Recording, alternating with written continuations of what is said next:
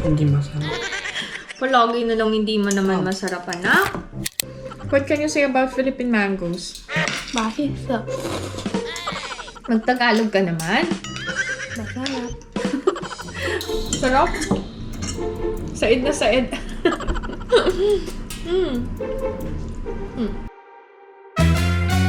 Annyeong! Hi everyone! Welcome back to my channel. This is Pinay Mom in South Korea and this is another day in my life. Finally! Makakapagluto na ako ng special dinner for Alex, Ina, and Ijun. Maya-maya ako sasabihin sa inyo kung ano yung iluluto ko. Pero I'm sure alam nyo na kasi nga nakalagay sa thumbnail. First, since a day in my life, ang household chores ay always present sa daily life ko. Magpapasko na, kaya naman kailangan ko na magpalit ng kurtina sa sala. And yung cushion cover din, share ko sa inyo kung ano yung color ng bahay namin this Christmas season. Kasi ang Christmas tree namin, red and white ang motif this year. Pero ang kurtina namin ay may touch ng brown. Actually, pinagawa ko last year yung kurtina. And sobrang mahal dito sa Korea magpasukat ng kurtina. Sobrang mahal. Pero dahil gusto ko na maganda ang sala kapag may kurtina na maganda. So kahit expensive yung bili ko dun sa kurtina, carry na. Pinasukat ko yun para saktong-sakto dun sa lapad ng glass window namin sa sala. And what else? Meron pa pala akong kailangang ayusin sa veranda kasi malamig na nga dito sa Korea. Kaya yung mga halaman ko, malungkot na. Parang unti-unti na silang namamatay sa sobrang lungkot and sobrang lamig. So, aayusin ko yung mga halaman sa veranda. But first, samahan nyo muna akong magpalit ng kurtina.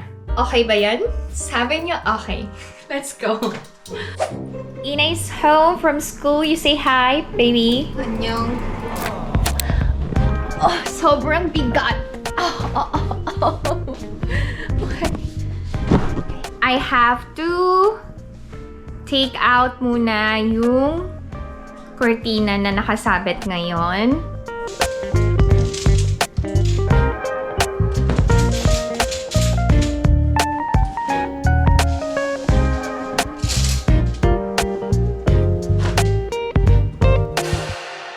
Why am I wearing skirt? Kasi kagagaling ko lang galing trabaho and hindi ko ugali na magpalit ng pambahay. Kung ano na yung suot ko ngayon, yun na yung buong gabi. Nagpapalit na lang ako kapag matutulog na ako. So, uncomfortable ba? Okay lang naman, carry ko na. Ang aming kurtina ay pin type, hindi yung rod type. Kasi ayoko nung binili namin tong apartment and nagpasukat kami ng kurtina. Parang ayoko na may hole yung wall. Kaya yun, pin type yung pinagawa ko. Tsaka, kapag cold season, dalawa yung nilalagay kong kurtina. Isang chiffon and then yung isang blackout curtain. Tama ba? Hindi pala blackout. Block-out curtain. Tapos kapag cool naman ang season, like spring and summer, chiffon lang yung kinakabit ko.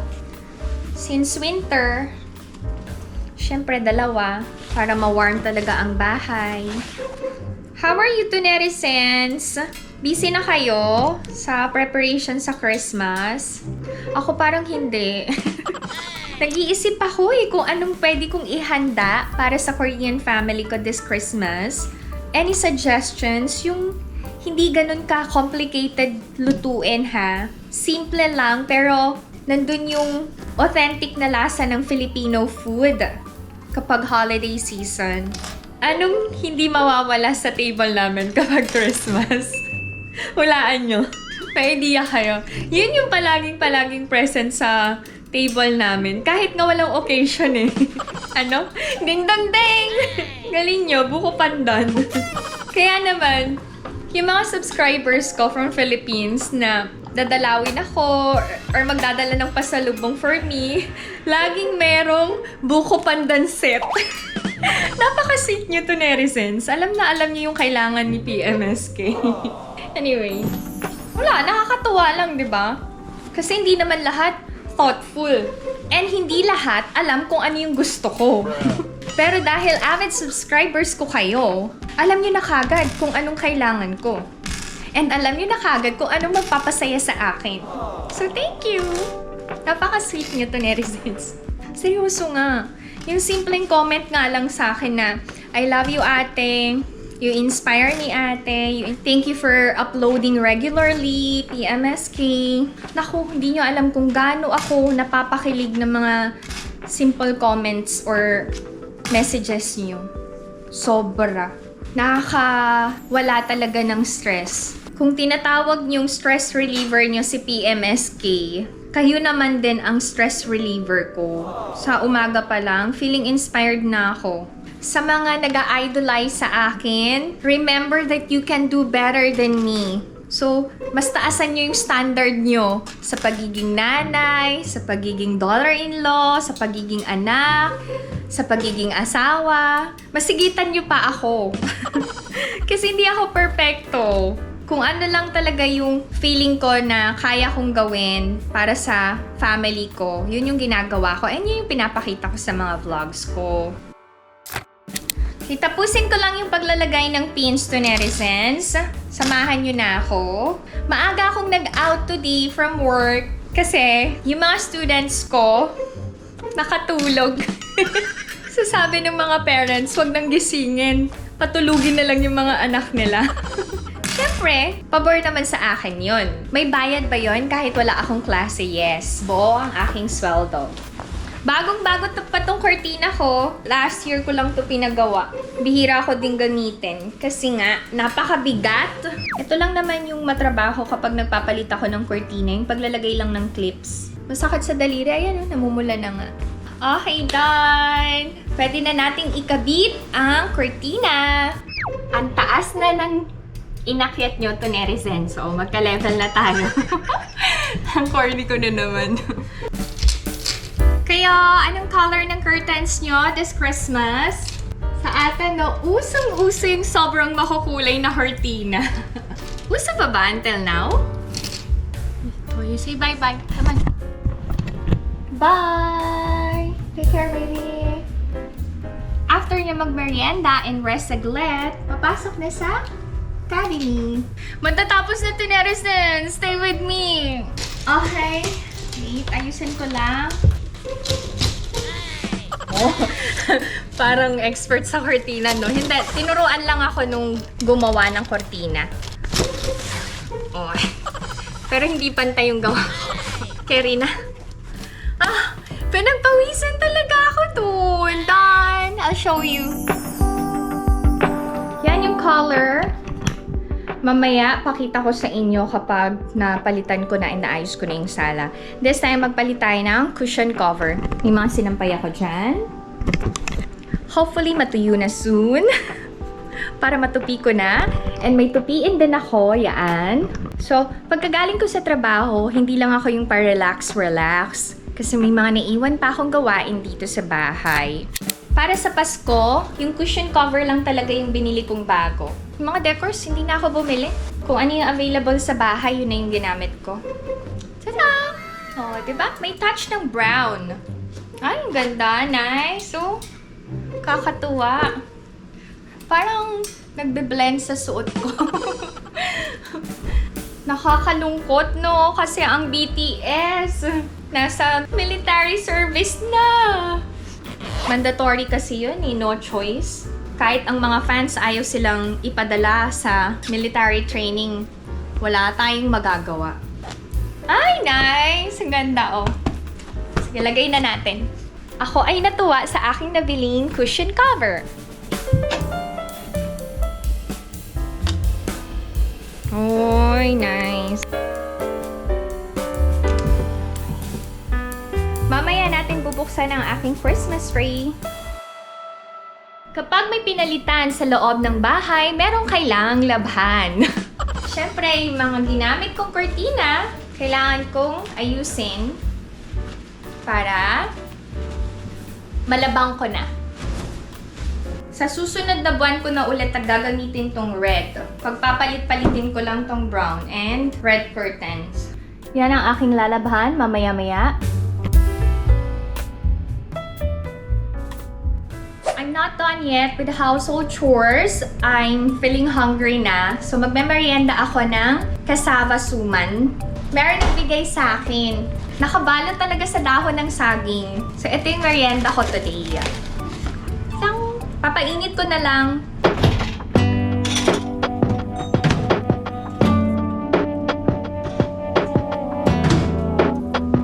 Mainit na.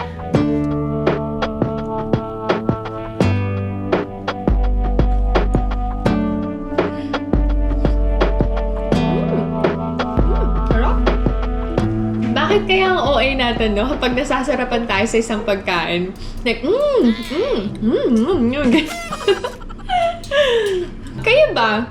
Ganito rin ba mag-react sa akin? Mahilig kasi ako mag-ganon. Kartehan ba yun? Or para bang bata? Masarap yan yung magagawa ko. Hoy! Masyado kayong seryoso nanonood. Tahimik na ako kasi ninanamnam ko na yung sarap ng suman. To netizens, mag-suggest kayo sa akin ng list of handa. Para hindi na ako mahirapang mag-isip. Tsaka gusto ko na magpa-impress sa mga in-laws ko. Kasi Pasko na naman. Yun lang yung pagkakataon ko na magpa-bigda sa kanila ng luto ko. Sarap. Said na said. Oh, the best. Sobrang thank you, Lord. Oh, busog ako.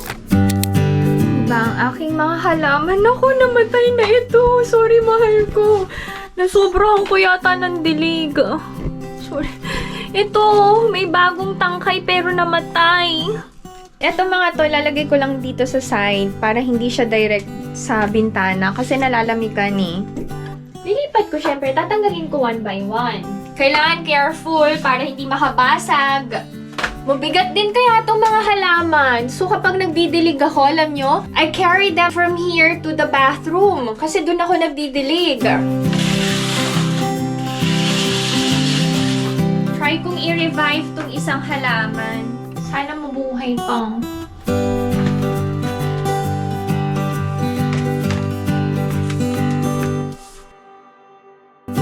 Diyan ko na pinesto.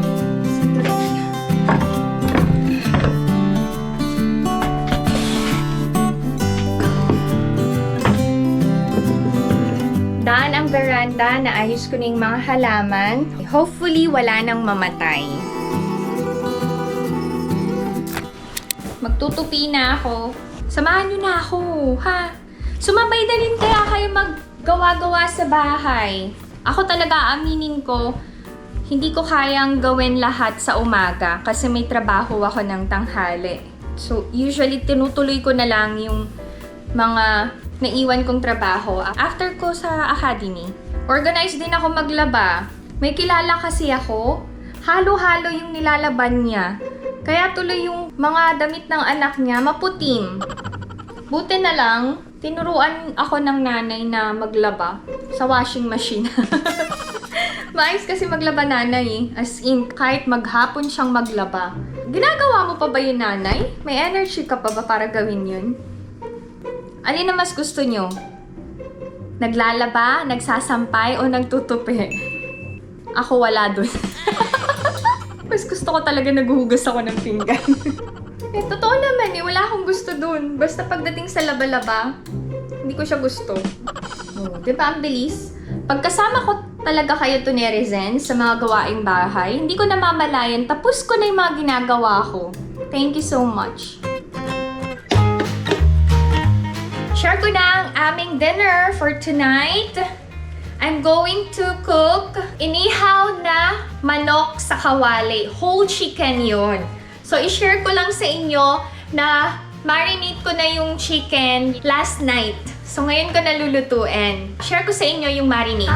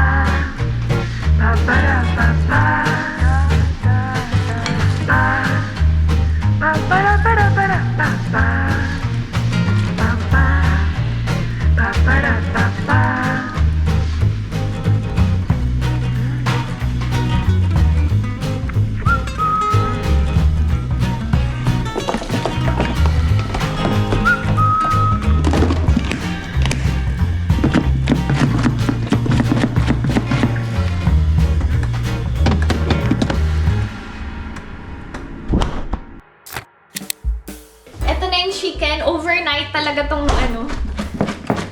manok na to. Sobrang brown na yung color. Let's check.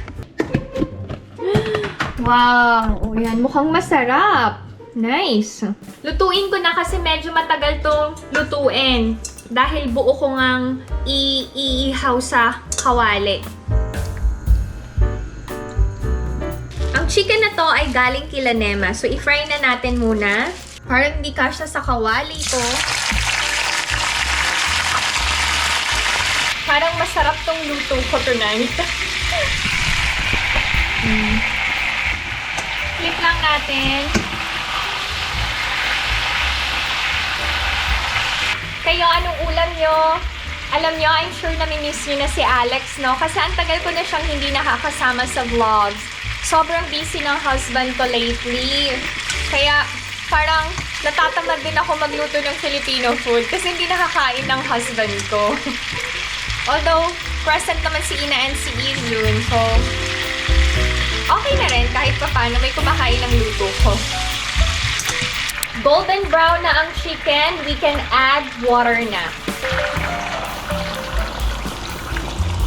Kailangan ng tubig para lumambot yung chicken. Takpan natin para mabilis kumulo and lumambot ng manok. We have to check from time to time ang chicken para even yung pagkakaluto. Babalik ta rin natin.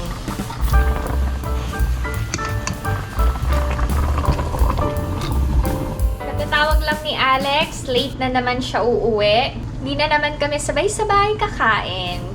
Pero kailangan at least matatry niya tong luto ko. Unlike before, hindi niya talaga nakakain na kasi hindi siya nakakauwi dito sa bahay. Kaya, anong dinner niyo? I'm sure masarap yan, especially when cooked with love.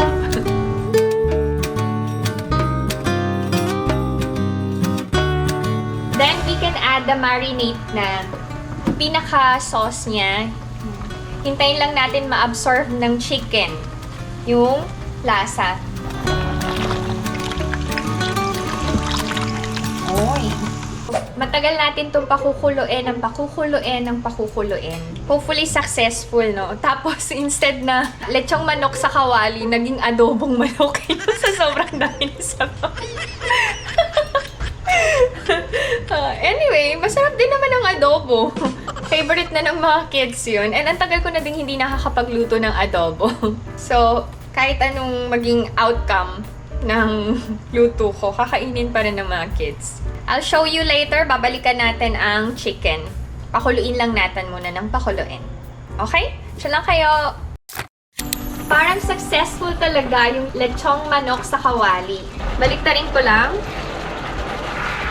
Oy, nako. Ganda na ng color, no? Nice. Yung pinaka-sauce ay nagpipeak na. Konting ano pa natin, luto pa. Parang masarap ang kain namin tonight. Magugustuhan to ng mga bata.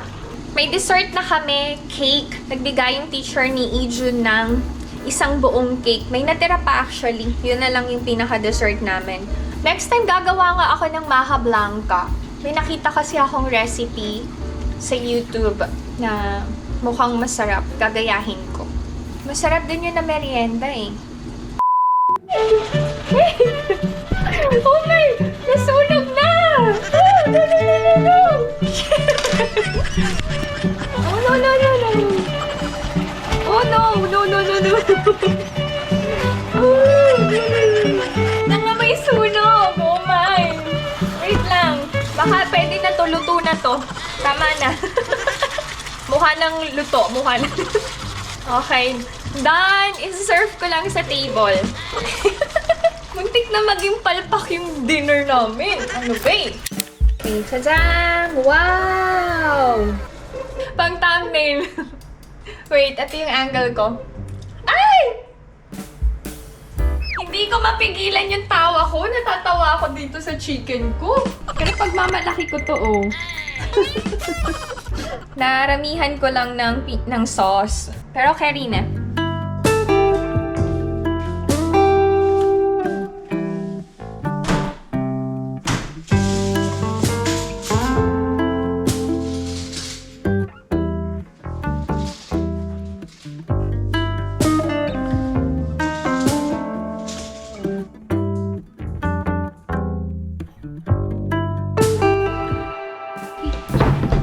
Prepare ko na ang aming dinner. Maglagay din ako ng side dishes. Kami muna ni Izu ng kakain kasi gutom na talaga ako. Si Ina may taekwondo pa siya. Okay. Itong white radish kimchi. Tinatawag to na dongchimi. O yung cold radish kimchi. Siyempre, dahil manok, hindi mawawala ang Mang Tomas. Kahit may sarsa na, gusto ko pa rin magsawsaw sa Mang Tomas. Our very own sarsa, sausawan, at iba pa. Wow! Mukhang masarap ang dinner namin.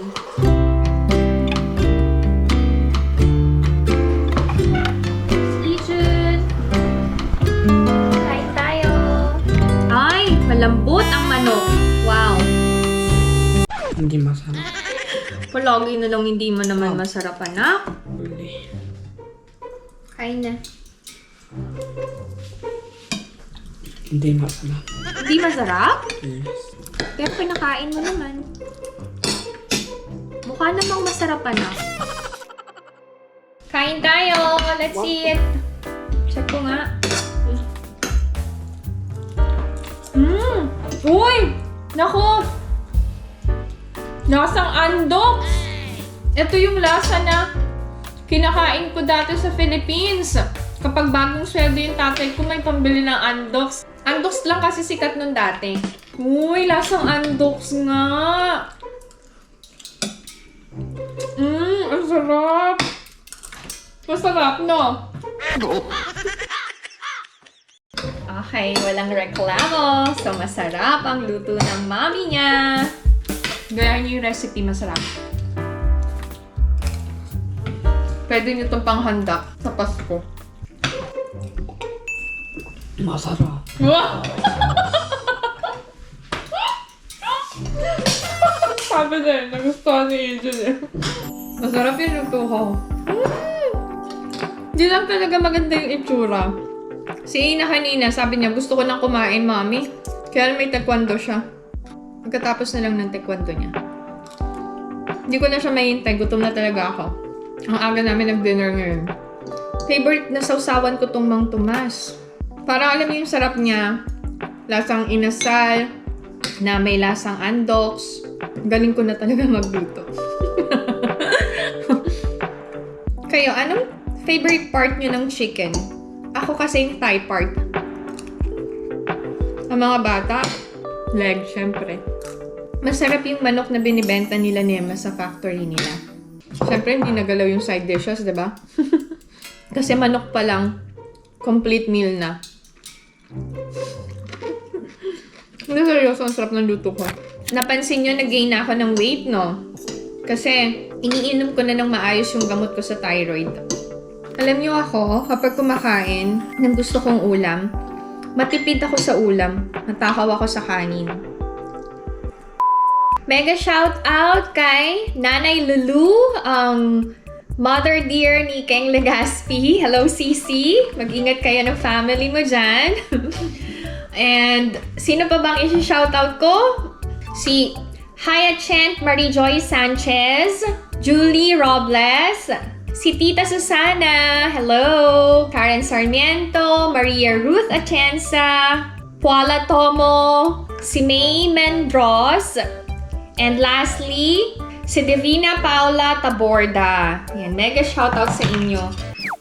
It's time for dessert. Ito yung natirang cake. Yung sweet potato cake lang yung kakainin ko. Anong favorite dessert nyo? Ako, buko pandan. Leche flan. Ube. Yung favorite drink ko sa Philippines, yung sagot gulaman. Sobrang happy ko sa araw ko na to.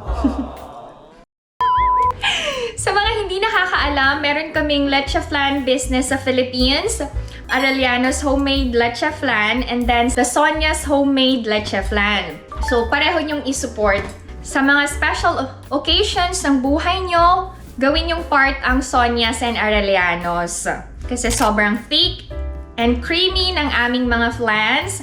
And ang sister ko, meron siyang na-create na dessert which is the mango float na naging bestseller na din namin aside from leche flan and ube leche flan. Order na kayo and we are open for resellers. Kung gusto nyong kumita din.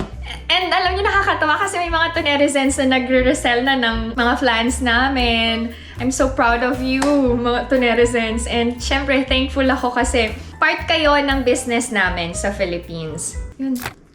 Napansin nyo, wala akong balikbayan box this year. Hindi talaga ako magpapadala. Kasi wala akong budget for that this year. Hindi talaga ako naglaan ng budget. Ang dami ko kasing gastos ngayong taon na to. Pero at least, okay naman na yung family ko sa Philippines. Wala mo ng balikbayan box. Next year na lang. Kasi, hindi naman biro yung magpuno ng isang balikbayan box eh. Lalo na ako, madalas, jumbo box talaga yung pinapadala ko. And may mga times na hindi lang isa, 2 boxes pa. Kailangan din ng malaking budget for that bago mo mapuno yung isang box. Diyan lang kayo. Check nyo kung masasarapan si Ina kasi si Izun sabi niya masarap. My heart is so happy. I've changed my mind. I think I have to wash the dishes. Hindi ko ma-take na madumi yung sink. Maghuhugas na lang ulit ako ng pinagkainan ni Ina later. Tapusin ko lang to. Pauwi na din naman si Ina. Ina is already home. It looks masarap.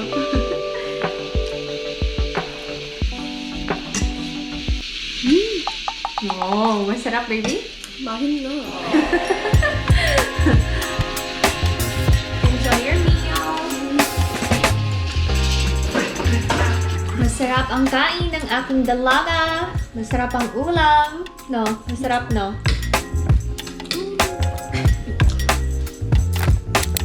진짜 맛있는 것 같아. Thank you. So last time, we bought ripe mangoes from Philippines. Isa na lang yung natira. Let ko Kanya daw lahat. O sige. Kasi favorite niya yung mangoes. Naparami yung rice ni Ina. Sayang naman ako nakakain. Ang sarap talaga ng luto ko. Ang sarap ng chicken. Seryoso nga. Hindi lang talaga maganda yung itsura niya. Feeling ko magugustuhan to ni Alex.